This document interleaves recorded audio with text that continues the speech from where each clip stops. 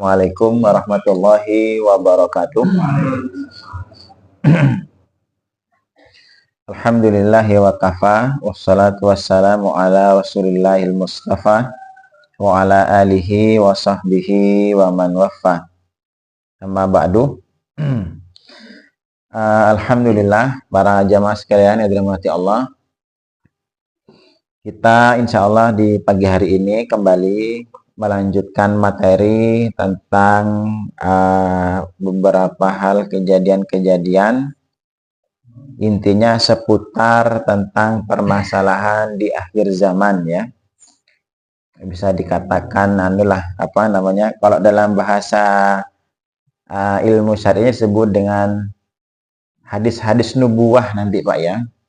Jadi hadis-hadis yang menceritakan tentang kejadian-kejadian yang nanti akan terjadi, atau bahkan mungkin bisa jadi sekarang sudah terjadi. Intinya nubuwah itu semacam prediksi ya, tetapi prediksinya dari Rasul itu sesuatu yang pasti terjadi. Dan di sini perlu kita memang untuk mengetahui, karena saya pernah sampaikan dahulu, Rasul menyampaikan hadis-hadis tentang akhir zaman ini itu start Rasul menyampaikan itu sejak sholat subuh ya. Dulu pernah saya sampaikan ya. Setelah sholat subuh terus lanjut sampai pagi, sampai duhur, sholat duhur terus lanjut sampai asar. Rasul ngomong mulai subuh sampai asar Pak. Padahal sekali omongan Rasul saja, satu hadis saja kalau dikaji bisa 2 jam. Satu hadis. Terus berapa ribu hadis kalau Rasul ngomong sejak subuh sampai asar. Dan itu dicatat oleh para sahabat waktu itu banyak. Makanya derajatnya sampai ke mutawatir hadisnya. Mutawatir itu lebih dari 8 orang yang meriwayatkan Pak. Jadi sudah lebih di atasnya hadis sahih gitu loh Pak. Nah, kita mencoba untuk memetakan Pak. Jadi kalau baca kayak bukunya Pak Sari nanti antum biasanya bingung. Istilahnya itu random nanti jadinya pemahamannya Pak. Nah, saya coba untuk biar lebih terstruktur memahami kondisi akhir zaman ini. Ini perlu kita tahu karena ini juga bagian dari keimanan terhadap hari akhir. Ya, tu'minu bil yaumil akhir. Karena kan sesuatu yang akan terjadi di hari akhir, Pak. Ini sangat erat kaitannya nanti dengan akhir kehidupan. Terutama nanti di endingnya itu terjadinya hari kiamat. Nah, itu yang perlu kita ketahui dalam rangka apa? Agar kita bisa mempersiapkan setidaknya persiapan akidah, terutama ya keimanan ini. Yang kedua nanti minimal persiapan ya segala macam yang perlu dipersiapkan, maupun materi atau non materi sekalipun.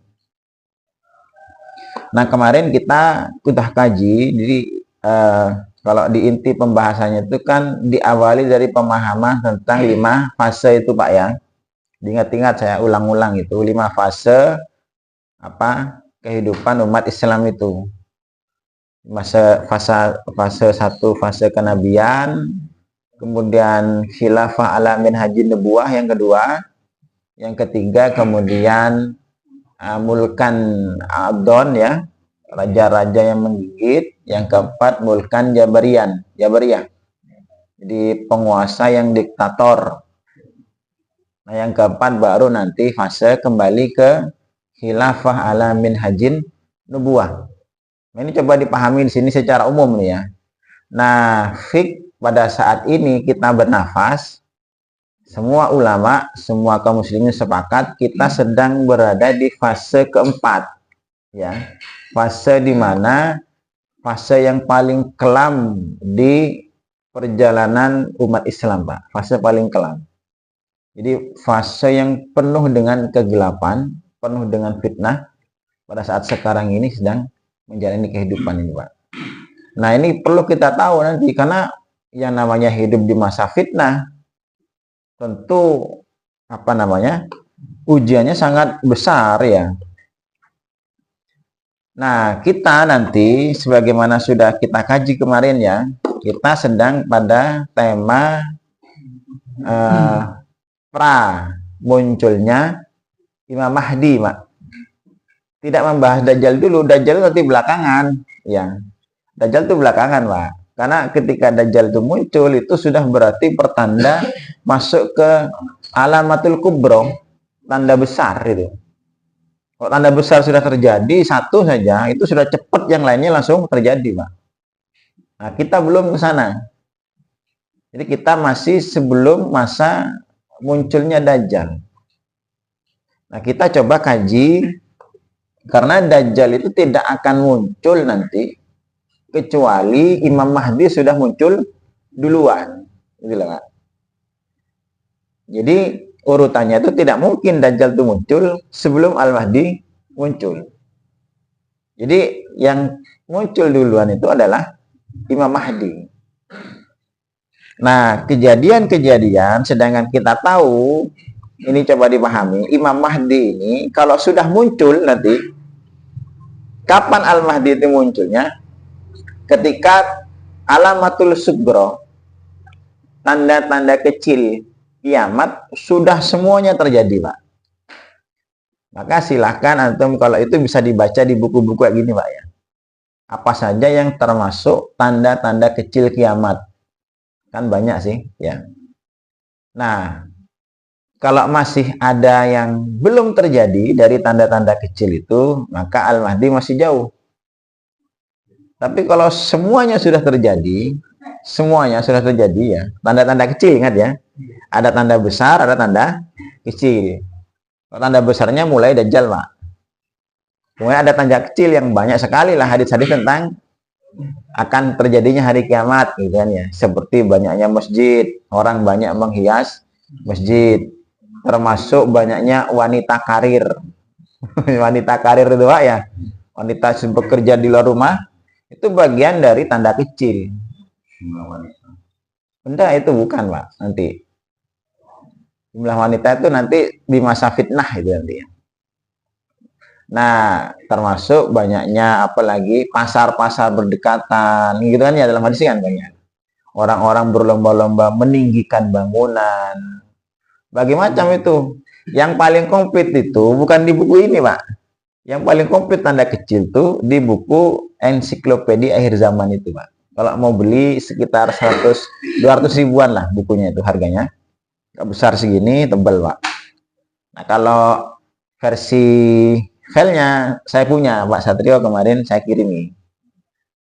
Cuman kalau orang tua koyo mau bacanya agak susah, Pak. Kalau di HP kan kecil, Pak. Itu setidaknya minimal buat referensi lah. Kalau ini cukup, tapi kalau mau yang komplit, Pak, bahkan tersistematis, itu ditulis oleh Syekh Mubayyad ya, Ahmad Mubayyad. Orang Gaza, Pak. Sekarang masih ada orang, makanya kan update, Pak. Jadi tulisannya itu update. Update dalam artian apa? Sesuai dengan konteks kekinian, Pak. Dan sistematis. Itu yang paling lengkap gitu ya. Itu semua tanda-tanda kecil dibahas, itu ada sekitar 100-an lebih. Semuanya sudah terjadi. Tidak ada satupun tanda kecil kiamat yang belum terjadi. Semuanya sudah terjadi. Nah, artinya antara tanda kecil dengan tanda besar itu nanti pemisahnya adalah Al-Mahdi. Jadi Al-Mahdi ini bukan tanda besar, bukan pula tanda kecil, tapi pemisah. Nah, artinya akan muncul Al-Mahdi itu kalau tanda kecil sudah terjadi semua, dan sebentar lagi akan muncul tanda besar. Nah, kajian kita membahas tentang langsung ke Al-Mahdinya, Pak. Karena tanda kecil tidak kita bahas. Antum bisa baca sendiri ya, tanda kecil itu. Karena bisa jadi panjang sekali nanti jadinya. Nah, yang paling penting perlu kita ketahui tentang Al-Mahdi, Pak.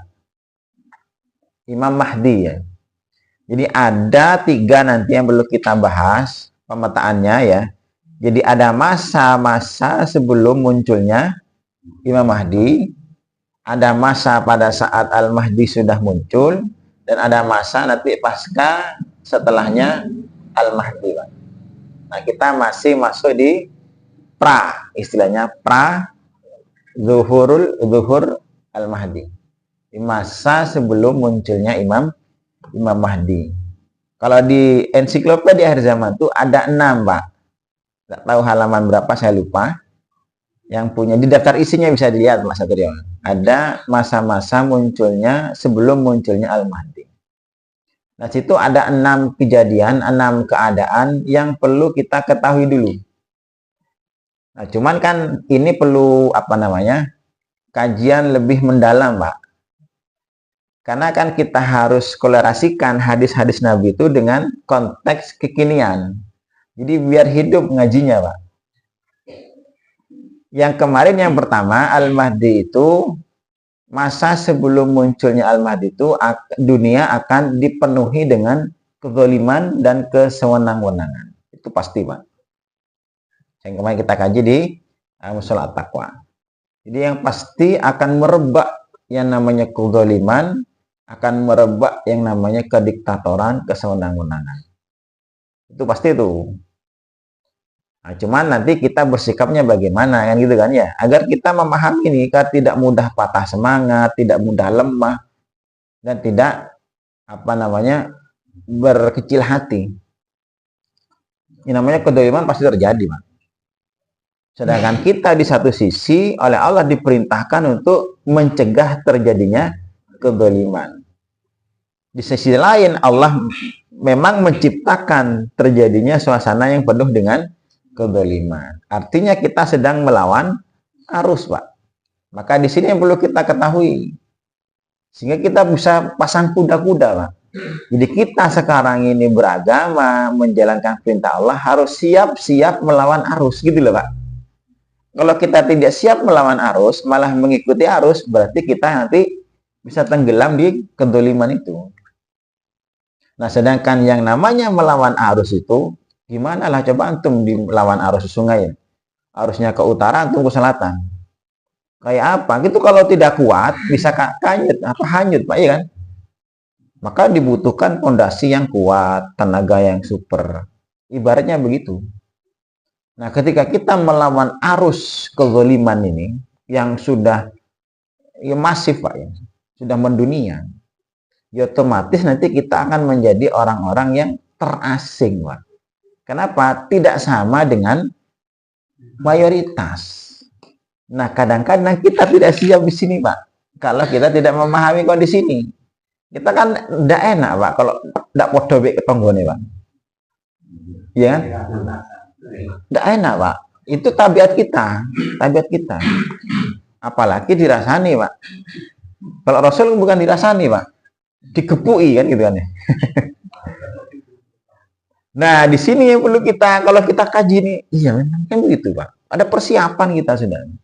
Jadi ketika kita melawan arus, tidak podo karo liyane, biasa, Pak. Dan memang Rasul itu sudah menyatakan kan bahwa orang Islam nanti kan akan terasing kan gitu kan ya. Bada al-Islamu ghariba wa sayaudu ghariba kama bada'a. Fatuba lil ghuraba. Maka kita harus siap-siap menjadi orang yang nyeleneh, Pak, istilahnya. Tidak podo karo tonggone.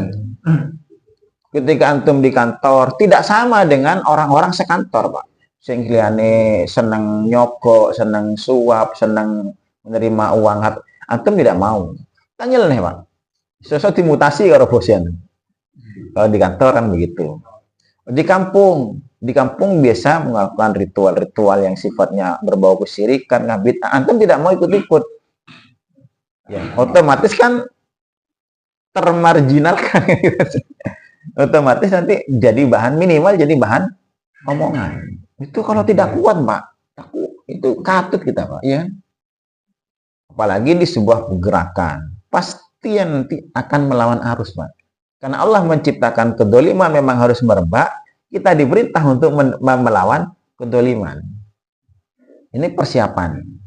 Itu masa-masa sebelum muncul Al-Mahdi. Berarti kapan? Ya sekarang, Pak.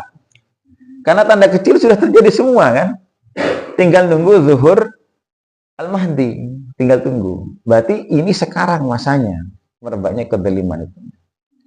Satu itu. Yang kedua, dalam kesempatan ini kita bahas tentang ada nanti merebaknya yang namanya fitnah duhaima. Ya, yang kedua, satu keadaan yang akan muncul sebelum Al-Mahdi itu akan merebaknya yang namanya fitnah duhaima. Saya bacakan hadisnya dulu ya. Nanti antum kita kaji dengan kolerasi kita kekiniannya, Pak, biar lebih hidup ngajinya itu. Sekali lagi, tapi tidak enak, Pak ya. Siap-siap ya, Pak ya. Siap-siap tidak enak. Ini dalam hadis Rasul menyebutkan kunna qu'udan inda Rasulillah fadzakarul fitan. Suatu hari kami sedang duduk-duduk bersama Rasulullah. Kemudian Rasul menyebutkan tentang berbagai macam fitnah. Fa'aksara fi dzikriha. Dan saking semangatnya Rasul itu menyebut-nyebut tentang fitnah itu bolak-balik, Pak, gitu lah kata sahabat. Saking dahsyatnya. Kemudian hatta dakara fitnatal akhlas. Sampai Rasul itu menyebutkan tentang satu fitnah bernama fitnah akhlas. Namanya fitnah akhlas. AHLAS, Pak. Akhlas ya. Sahabat bingung. Faqala ya Rasulullah, wa ma fitnatul akhlas? Apa fitnah akhlas itu? Kata sahabat. Rasul menjawab, hiya harabun wa harbun. Fitnah itu fitnah pelarian dan fitnah peperangan, ya. Fitnah akhlas itu. Apa maksudnya di sini, Pak? Nah, kita kan hadis, Pak ya. Di hadis Rasul bilang begitu. Nah, faktanya apa kan gitu? Di lapangannya. Ini kan perlu tahu kita, Pak. Kalau tahu jeneng itu ada roh faktanya kan juga susah.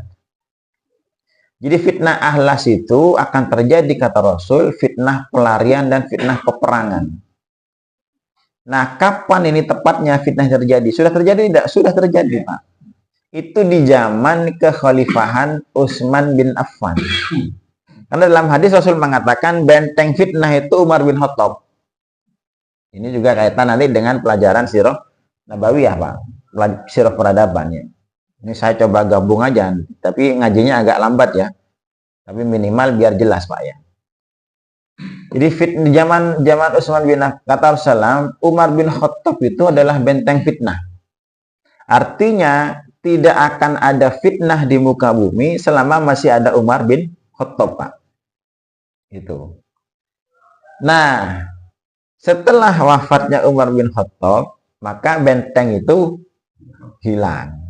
Otomatis setelah itu tidak akan berhenti yang namanya fitnah, Pak. Dan ini terjadi di masa kekhalifahan setelah Umar bin Khattab, kan masa Utsman bin Affan. Di masa Utsman bin Affan mulailah terjadi fitnah sampai dampaknya kan terjadi pembunuhan terhadap Utsman sendiri.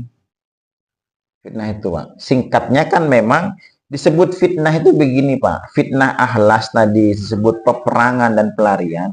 Itu bukan perang melawan orang kafir loh, Pak. Kalau perang melawan orang kafir itu bukan fitnah, itu ibadah.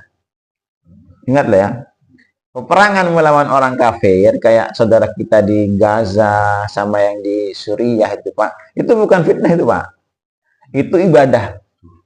Itu ibadah dan itu jihad itu sebagai ibadah. Nah, yang disebut fitnah ini peperangan sesama internal orang-orang muslim. Dan itu terjadi awalnya, istilahnya itu yang menjadi cikal bakalnya itu ya, yang menjadi permulaannya itu sing ngawali, sing merintis kejadian itu adalah di masa Utsman bin Affan. Karena Utsman bin Affan itu dibunuh oleh orang-orang Islam juga. Yang membunuh Utsman itu, Pak. Jadi kisahnya saya singkat sampaikan sedikit ya, biar lebih jelas. Walaupun nanti tidak akan selesai fitnah duhaimah ini, Pak. Ya. Tapi biar antum jelas lah bahasanya. Karena kan juga kaitan dengan sirah, Pak, ini, Pak. Sirah Nabi, sirah peradaban. Kita kan ngajinya tidak ke sana. Tapi saya coba sampaikan aja, biar lebih jelas ya. Jadi di zaman Utsman itu, ketika Utsman itu diangkat ya menjadi khalifah ya. Nah, kejadiannya itu muncul ya Di zaman Utsman ini kan di awal-awal Utsman ini puncak kejayaan Islam itu, Pak. Bukan di zaman Umar bin Khattab, bukan. Jadi puncak kejayaan Islam itu justru terjadi di zaman Utsman bin Affan. Bahkan armada laut itu, angkatan laut itu pertama kali dibuat di zaman Utsman bin Affan. Sampai Islam itu sampai ke Khurasan, sampai ke Irak, sampai ke mana? Kalau di Damaskus, Suriah sudah dikuasai ya. Sampai ke Afrika Utara, Pak. Juga ada sekitar Maroko, jadi meluas ke sana Islam itu. Di zaman Utsman bin Affan. Nah, karena saking banyaknya Islam itu ya, itu kan memunculkan apa namanya itu? Di zaman Umar bin Khattab itu kan penaklukan dua adidaya besar kan terjadi, Pak. Persia dan Romawi itu ditaklukkan di zamannya Umar bin Khattab. Ya, Persia dan Romawi. Ini gambaran umumnya begitulah, tidak saya detailkan. Cuma perlu tahu. Nah, orang-orang Persia itu kan kebanyakan Majusi, memang Majusi lah ya. Nah, itu pecahan-pecahannya itu, mereka itu kan kemudian carut-marut lah. Habis dikalahkan oleh Muhammad. Nah, itu dilanjutkan oleh Utsman itu, semakin super power Islam semakin kuat, Pak. Sehingga banyak sekali orang-orang yang dengki, Pak. Karena begini, rumusnya Pak ya. Kayak kita sekarang melarat, Pak. Kita kan jamaah jamaah Jumat subuh, kita sedang merintis aktivitas dakwah sebagainya. Kan saya kira melarat kabeh sih, Pak. Biasanya saya melarat itu rukun, Pak. Rukun. Tapi nanti misalnya pengajian Jumat subuh sudah mulai pengikutnya sudah mulai ribuan. Kemudian dunia berdatangan, Pak. Jadi ketua pengajian Pak Sasari punya harta sampai mendapatkan apresiasi dari pemerintah lah, dikasih rumah tingkat, dikasih terus wakilnya bendaharanya dikasih, ini sudah kaya betul. Biasanya kalau sudah muncul kayak begitu, nah mulai eker-ekeran, Pak. Di zaman Utsman bin Affan itu kaya betul Islam. Jadi yang namanya harta tuh melimpah, Pak. Di zaman Utsman itu. Dan wong melarat, Pak. Nah, itu ketika dunia sudah melimpah, sedangkan orang yang masuk Islam ketika sedang jaya sama ketika sedang merintis itu beda loh, Pak. Pengajian Jumat subuh ketika ngawali, wong sing melok pasti militan, Pak. Tapi misalnya pengajian Jumat subuh sudah kaya, Pak. Pak Sasari kalau pengajian door prize satu orang yang hadir 100.000, misal begitu, Pak. Karena kaya, dapat tunjangan banyak dari negara. Nanti banyak tidak yang ikut pengajian, Pak. Tapi bukan militan, gitu lah. Kenapa ikut pengajian yang banyak itu? Karena butuh duit 1.000-nya, Pak. Kalau kaya, Pak Sasari, Pak. Mau sekarang masih melarat ya enggak, Pak ya. Kalau kaya, ya. Kalau masih melarat tadi, Pak, pasti rukun, Pak. Pasti rukun kuat. Tapi ketika sudah melimpah uang, harta, dunia, terus pengajian setiap yang hadir 100.000. Itu tidak cukup, jangan pengajian di sini sudah, Pak. Bisa sampai ke sana itu pengajiannya, ya kan? Kenapa? Melimpah dunia. Nah, ketika melimpah dunia ini, Pak, orang Islam di zaman Utsman itu berbondong-bondong masuk Islam. Tapi tujuannya bukan untuk berislam dengan bagus. Kenapa? Tertarik dengan uangnya tadi, Pak. Sarapannya. Nah, akhirnya apa? Kualitas. Paham ya? Ketika sudah banyak, kualitas otomatis menurun, Pak. Nah, disitulah orang-orang yang banyak bermunculan di dalam umat itu. Orang-orang masuk Islam tapi tidak banyak mengenal Islam dengan baik, Pak. Sehingga yang ada mereka saling berebut. Justru karena tujuan masuk Islamnya berebut harta, itulah.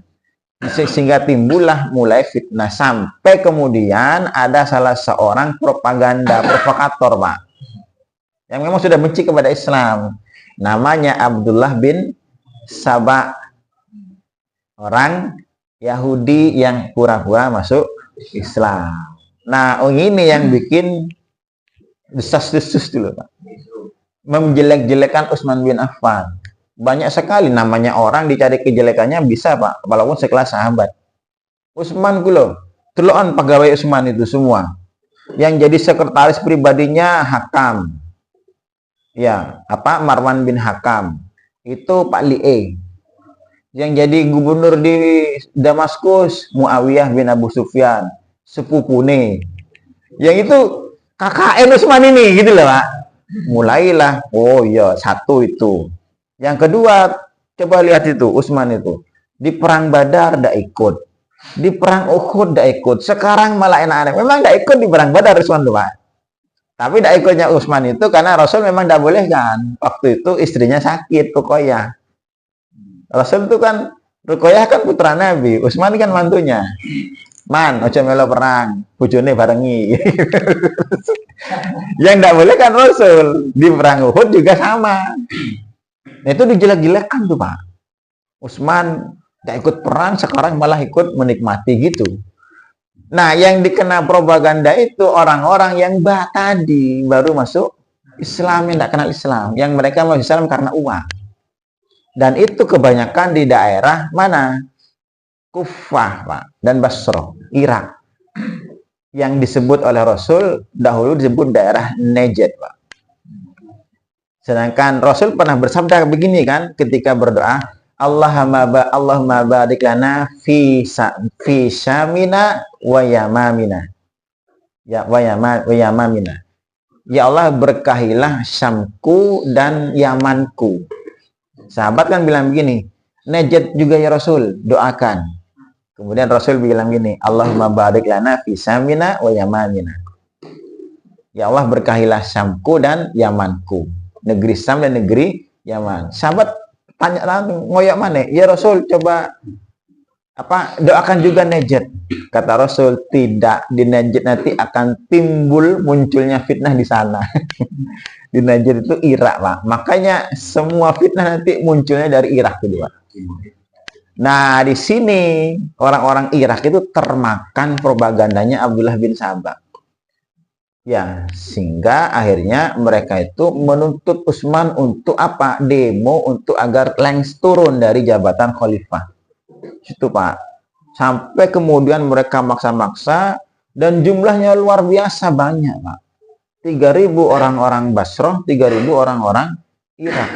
Sekitar 6.000. Mereka datang ke Madinah untuk demo itu, Pak, untuk agar Utsman turun. Karena Utsman tidak layak jadi khalifah. Banyak kesalahannya, kekurangannya gitu. Kena provokator loh, Pak.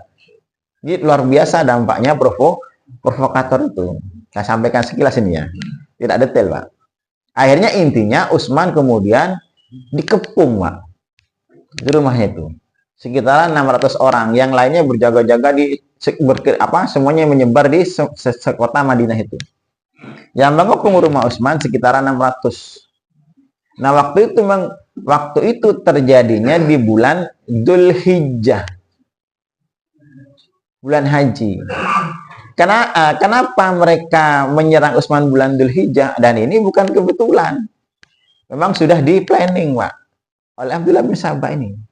Kenapa di bulan Dzulhijjah banyak sahabat-sahabat yang melaksanakan ibadah haji, semuanya banyak pergi ke Mekah. Jadi yang tinggal di Madinah hanya segelintir sahabat.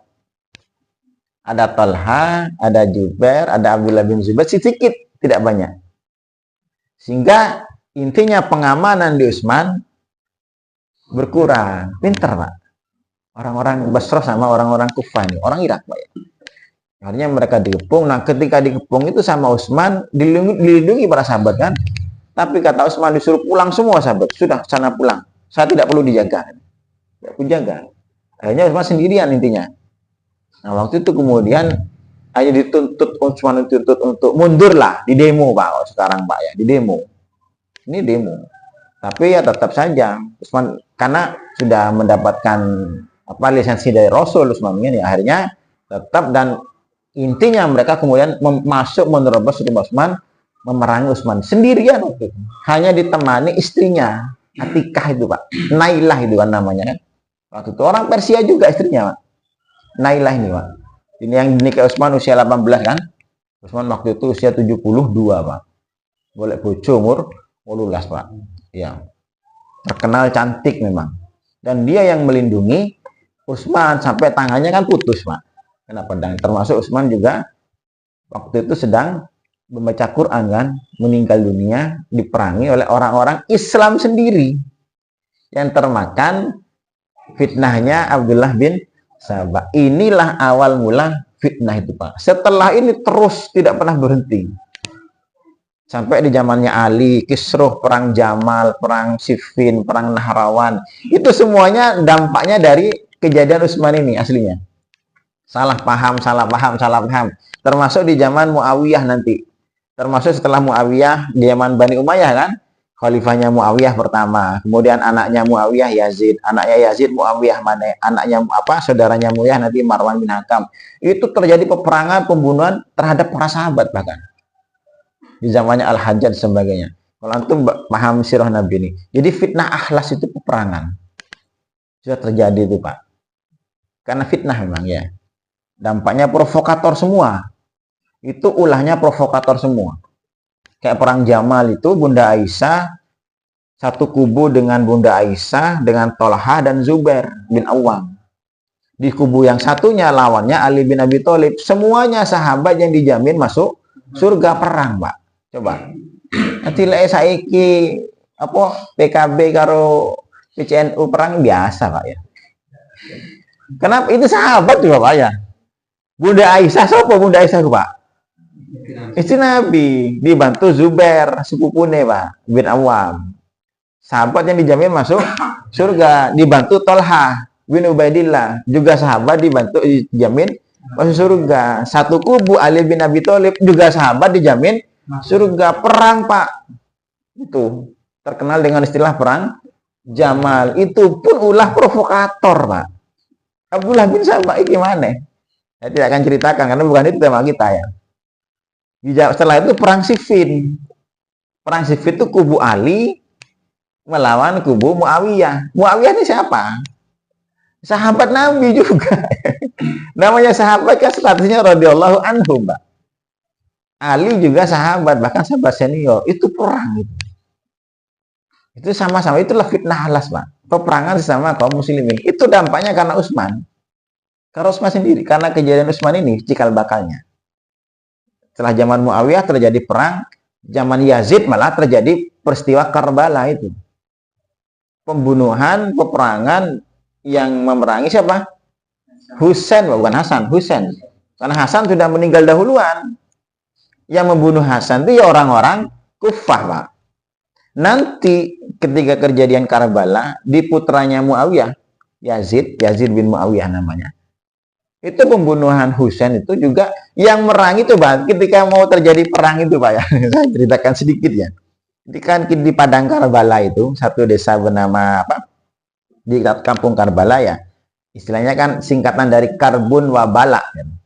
Katanya yang memberi nama itu kan Husain sendiri, Pak. Karbun wa Bala. Karbun itu penderitaan, Bala itu ujian. Ini tempatnya penderitaan dan tempatnya ujian. Kata Husain itu, Pak ya. Itu fitnahnya panjang ceritanya. Cuma saya akan ceritakan itu, kajian khusus. Intinya di situ itu, ketika bertemu di Karbala itu masuk waktu sholat duhur, Pak ya. Itu Utsman ini gimana nih? Masuk waktunya sholat nih, kita sholat dulu. Sholat dulu, Pak. Sing imam Husain. Sing jadi jamaah kubunya Husain 70 orang itu, kan Husain hanya bawa 70 orang, Pak. Kemudian kubunya Ubaidillah bin Ziyad, Pak. Yang pasukannya Yazid ini, Pak. Sekitar 5.000. 70 musuh 5.000, Pak. Tapi sebelum perang, sholat dulu bareng sing imam Husain. Sing imamnya udah jamaahnya kabeh, Pak. Ayo coba bayangkan. Sholatnya bareng. Mari sholat, assalamualaikum, perang mana? Antum paling bingung baca syun. Padahal sesama Islam loh, Pak ya. Itulah kenapa orang-orang Syiah itu di kejadian Karbala itu mereka memukul-mukul badannya. Itu karena mereka merasa menyesal dan merasa bersalah. Karena kejadian ini yang membuat kejadian ini terjadi itu orang-orang Kufah, Pak. Ulahnya orang Kufah, orang Syiah kebanyakan, Pak. Makanya untuk memperingati itu mereka merasa menyesal gitu, Pak. Dibukul-bukul itu. Kejadiannya panjang tuh, Pak ya. Kalau antum nanti kapan-kapan lah ngaji peradaban kayak gitu. Nah, itu intinya, ini fitnah halas jadi seperti itu. Nah, kemudian kata Rasulullah, kemudian setelah itu summa fitnatus syarra. Kemudian setelah fitnah ahlas itu terjadi fitnah syarra. Dakhaluha min tahti qadami rajulin min ahli baiti yaz'umu annahu minni wa laysa minni. Jadi akan terjadi fitnah syarra. Fitnah syarra itu fitnah bergelimangnya harta dunia, Pak. Jadi fitnah kesenangan. Kalau yang sebelumnya fitnah peperangan, ini fitnah kesenangan. Dari mana ini? Ya nanti dari seseorang yang muncul yang mengaku min ahli baiti, dari keturunanku. Padahal dia bukan keturunanmu. Sing ngaku-ngaku Habib bahasanya kalau. Ya gitu kan ya. Gampangannya kan begitu, Pak. Kata Rasul, min yaz'umu annahu minni, dia menganggap dariku, dari keturunanku. Walaisa minni, padahal dia bukan keturunanku. Ngaku-ngaku, Pak. Lagi kan rame. Fitnah ahlas bergelimang dunia, Pak. Dan ini terjadi, kata para ulama, memang terjadi di zamannya Bani Umayyah, kekhilafahan Bani Umayyah. Karena memang Islam itu sudah mencapai puncak kesenangannya. Terakhir kan di Spanyol, Pak. Luar biasa kan, Islam itu jaya betul. Makanya Islam itu justru runtuh kapan? Ketika Islam berada di puncak dunia, Pak. Bukan ketika melarat, bukan. Makanya kata Rasul kan begitu dalam hadis kan, mal faqru ahsa alaikum. Bukan kemiskinan yang aku takutkan menimpa kalian, kan gitu. Innamal ahsa antubsatu alaikumud dunya fatanafasuha kama tanafasa man kana qablakum fatuhlikukum kama ahlakatkum. Yang aku takutkan justru ketika Allah membuka kepada kalian, membentangkan kepada kalian dunia, sehingga kalian fatanafasuha, kalian berlomba-lomba sebagaimana orang-orang dahulu berlomba-lomba mengejar dunia itu. Kemudian fatuhlikukum, Allah akan menghancurkan kalian sebagaimana mereka dahulu dihancurkan. Justru Islam itu akan runtuh ketika berada di puncak dunianya, Pak. Dan itu terjadi kan di Spanyol, itu runtuh kapan? Ketika Islam sudah jaya betul, Pak. Nah, itu fitnah ahlas ya, fitnah syarra. Sudah terjadi. Nah, yang ketiga di sini kita bahas ya. Saya bacakan dulu hadisnya. Sukma fitnatud duhaima. Kemudian Rasul menyebut fitnah duhaima. Jadi ada 3 fitnah dalam hadis ini ya. Fitnah ahlas, fitnah syarra, fitnah duhaima. Rasul kemudian menyebut fitnah duhaima. Nah, ciri-cirinya ada 4 di sini fitnah duhaima ini, Pak. Yang pertama, la tada'u ahadan min hadhil ummah illa latamathu latamatan. 1. Tidak akan ada satu orang pun di umat ini melainkan pasti akan terkena tamparan fitnah ini, Pak. Artinya fitnah ini bersifat global, mendunia. Karena tidak ada satu pun orang yang tidak terkena fitnah ini. Ingat-ingat ya, satu fitnah ini bersifat global. Tidak akan ada satu pun orang yang tidak kena fitnah ini, kata Rasul. Sifatnya global. Yang kedua, faida kilang qadat tamadat. Yang kedua sifatnya fitnah ini, ketika mereka sudah mengatakan fitnah ini selesai, ternyata fitnah ini justru akan semakin berlanjut, Pak. Artinya ada kontinuitas di sini, Pak. Da ono marine fitnah ini, Pak, berkesinambungan. 1 sifatnya global ya. Yang kedua sifatnya kontinu, Pak. Ya, terus menerus. Bahkan ketika orang menganggap selesai, justru tidak selesai gitu loh, Pak. Dianggap wis buyar, selesai, ternyata belum, masih akan lanjut lagi. 1 itu, 2 itu. Yang ketiga, dampaknya dari fitnah ini, yusbihu rajulu fiha mu'minan wa yumsi kafiran. Kemudian dampaknya orang terkena fitnah ini nanti bisa pagi hari orang beriman, sore hari sudah kafir, Pak. Jadi dampaknya dahsyat. Jadi orang Pak isu-isu saya Islam, sore sudah murtad. Dampaknya Pak, dampak dari fitnah ini Pak. Ya, pagi hari beriman, sore bukan pagi hari taat, sore maksiat, bukan. Atau pagi hari sunnah, sore bid'ah, bukan ya. Tapi pagi hari masih beriman, sore sudah kafir Pak. Artinya ada dampak dari fitnah ini akan menyebabkan kemurtadan massal Pak. MTS ya, bisa murtad tanpa sadar. Ada tidak? Ada, nanti kita akan bahas Pak ya. Luar biasa nih Pak. Jangan-jangan ini menimpa kita Pak ya. Tadi sifatnya satu, global. Semua akan terkena fitnah nih Pak. Berarti kalau semua kita kena juga. Yang kedua, kalau orang mengira sudah selesai, ternyata tidak selesai, masih terus berlanjut. Donok mari nih. Ya. Yang ketiga, sifatnya dampak dari fitnah ini membuat orang hilang iman, Pak. Kafir, Pak. Pagi beriman, sore kafir. Ini bahaya nih, Pak ya. Karena kita bisa murtad kan? Murtad masa dampaknya. Yang ketiga, yang keempat, hatta yasiran nas ila fustotain. Fustoti imani la nifaqa fihi wa fustoti nifakin la imana fihi. Yang keempat, dampaknya manusia kemudian terpecah menjadi dua kubu, dua golongan. Artinya yang lolos terhadap fitnah ini, fitnah duhaimah ini, fustoti imanin la nifaqa fi. Ada satu kubu, satu golongan yang dia orang masuk kelompok beriman yang tidak ada kemunafikan sedikit pun. Jadi orang berakidah kuat akidahnya, Pak. Yang kedua, dua kubu yang kedua, kubu nifak, kubu kemunafikan la imana fihi, yang tidak ada iman di dalamnya. Jadi manusia terpecah menjadi dua kubu, Pak. Kubu iman dan kubu kemunafikan. Dampak dari fitnah ini, Pak.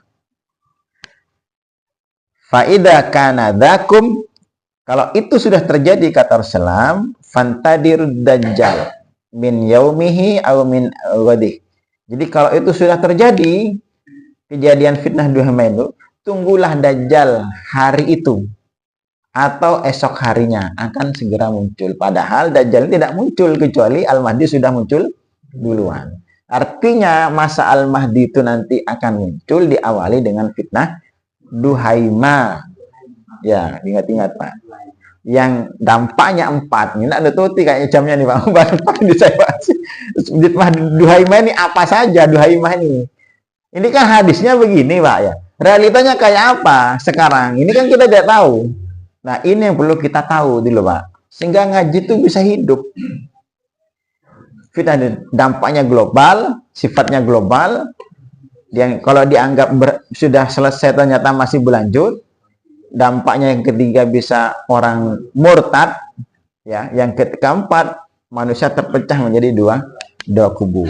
Ini banyak versi para ulama, Pak, mengartikan fitnah duhaimah ini. Fitnah apa sekarang duhaimah ini? Kalau di bukunya Ensiklopedia Zaman itu, saya mau bayar, ini orang Gaza, Pak, ulama Gaza, Pak ya. Dia nulis itu, Pak. Makanya update tulisannya. Di mana? Belum dulu, tunggu dulu Pak ya. Fitnah duhaimahnya ini apa kan gitu kan? Yang dimaksud sekarang itu loh. Fitnah duhaimah itu apa gitu kan? Kan kita butuh realnya Pak. Ini kan bahasa hadis duhaimah. Wujudnya apa fitnah ini gitu kan? Sekarang ini gitu loh Pak. Yang berdampak pada 4 itu. Kalau tadi saya kaitkan dengan fitnah apa? Ahlas. Sudah terjadi sekarang. Apa itu? Termasuk tokoh yang mengadu domba umat. Termasuk sudah sejak dulu, Pak. Sudah sejak dulu. Nah, ini yang baru-baru ini ada di HP ya? Iya, keterusan. Termasuk mengadu domba ya? Tentang tahlilan misalnya. Hah? Ada 5 ormas yang melarang itu dan jelas sama. Enggak, termasuk mengadu domba itu. Ya, tapi enggak jelas sebelum. Bukan enggak jelasnya, Pak. Yang mana? Saya tidak tahu ya. Domba ada itu. Kenapa? Kenapa katanya? Ada 5 ormas. Hah?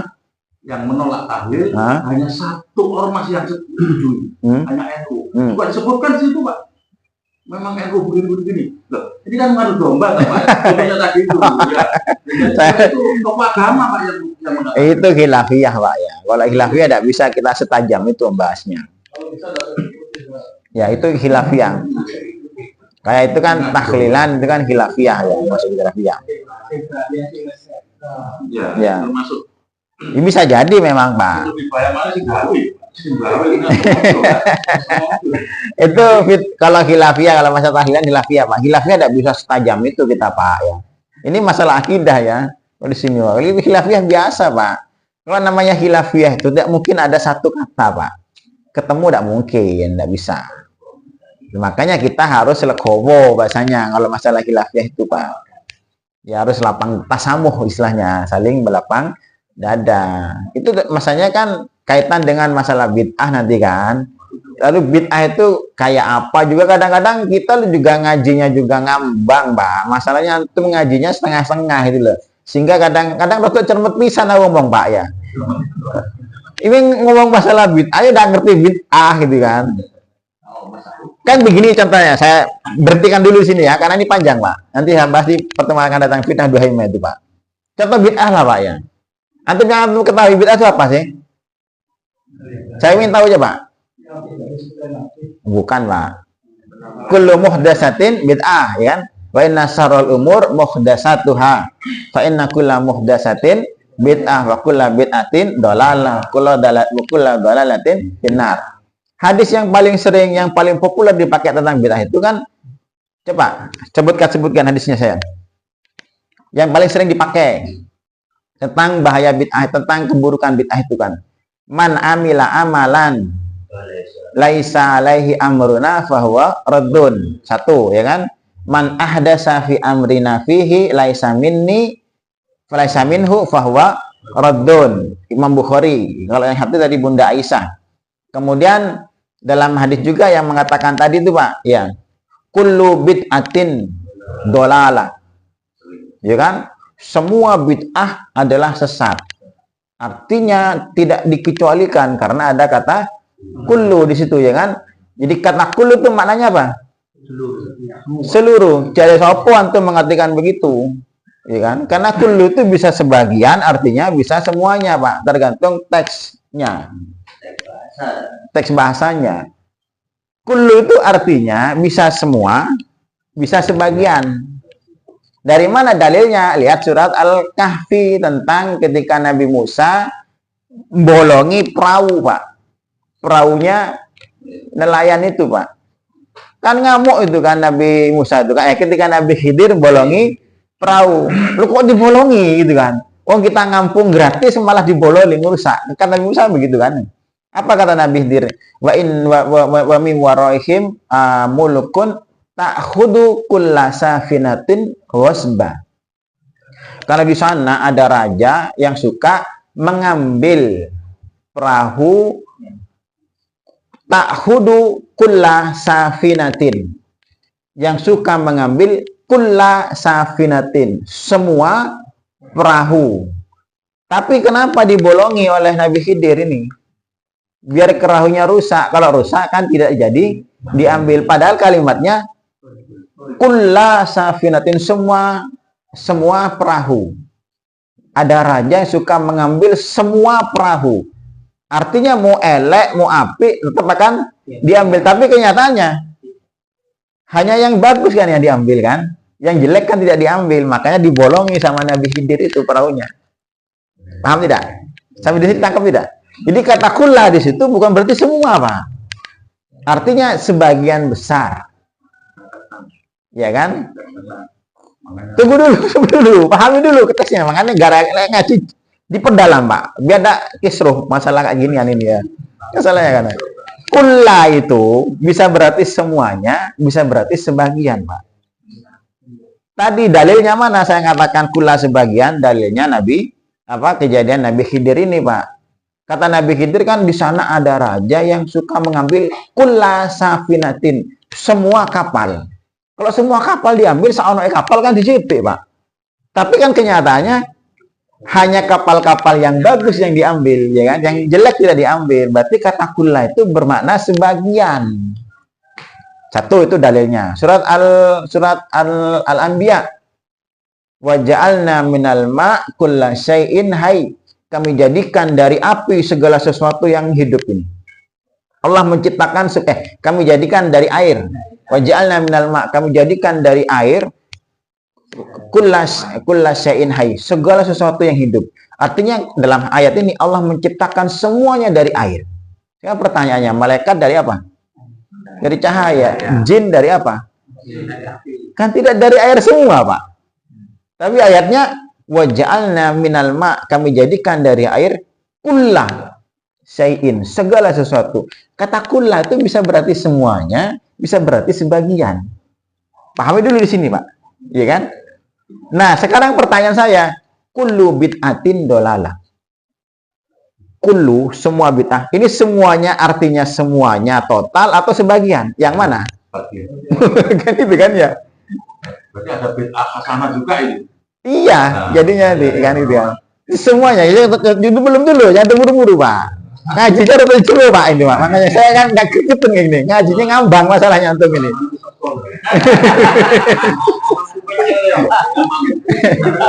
Ya.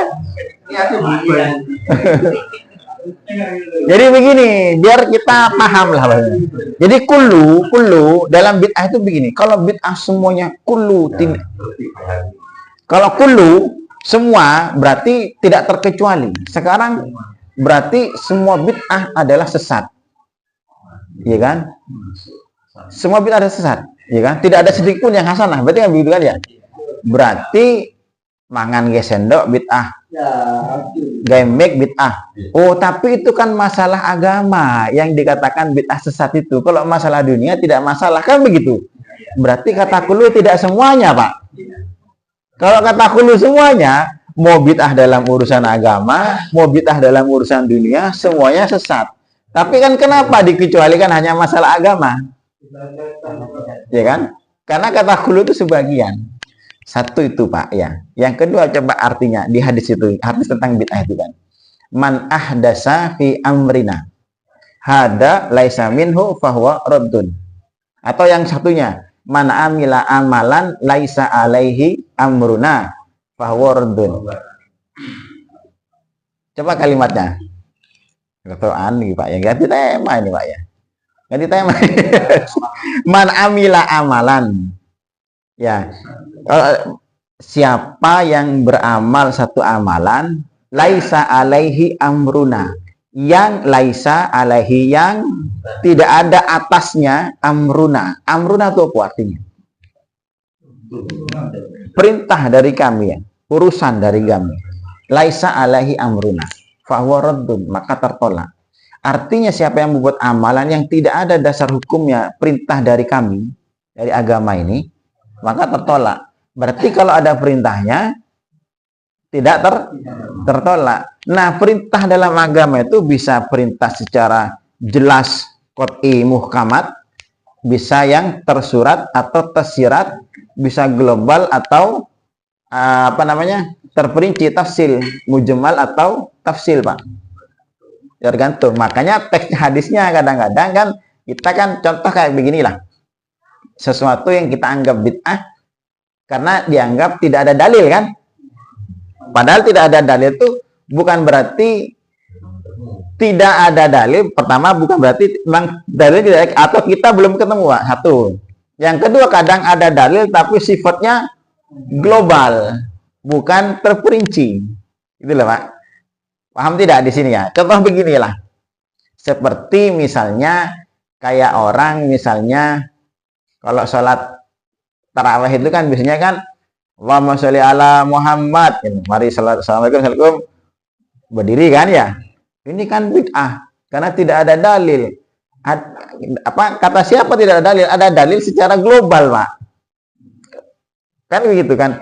Kan kita tidak boleh menyambung dua sholat, Pak. Kecuali pertama kalau ingin menyambung itu kita harus pindah tempat, ya kan, biar jadi alasan tempat sujud. Atau kalau tidak bisa pindah tempat, harus diselangi dengan dzikir, Pak, harus selawat, dzikir. Ya, makanya kan sedangkan sholat tarawih di Masjid Aqeh kan tidak mungkin habis sholat isya langsung sholat tarawih kan. Pindah tempat, tak mungkin. Makanya diselangi dengan dzikir kan gitu. Dzikirnya, pakai dzikir apa yang paling baik? Itu dengan salawat, Pak. Karena salawat itu ketika kita sekali bersalawat, Allah 10 kali bersalawat kepada kita. Jadi ada dalil secara umum. Bukan tidak ada dalil sama sekali gitu loh, Pak. Apalagi itu dalam urusan agama. Jadi kata kullu itu tidak bisa diartikan total semuanya. Artinya sebagian besar, gitu kan ya. Kalau total semua bid'ah sesat, termasuk dalam urusan dunia pun sesat. Terus atas dasar apa sampean mengatakan bid'ah itu hanya dalam urusan agama, kalau dunia enggak? Dari mana memisah seperti itu? Wong hadisnya kullu. Ya kan? Gitu kan? Jadi kadang-kadang kita perlu kajian dalam lagi nih, Pak ya. Kita tidak ke sana, Pak ya. Itu masalah jangan tanya-tanya masalah bid'ah nih ya. Cuman intinya lah, kalau masalah khilafiyah itu bukan tidak ada dalil, Pak. Ada dalil, cuman kadang-kadang sudut pandangnya itu satu orang dengan yang lain itu, satu ulama yang lain itu beda. Contoh kayak kalau sholat 2 rakaat, ada yang model duduknya tawarruk, ada yang model duduknya iftiros, ya kan? Imam Ahmad bin Hambal itu iftiros, Pak.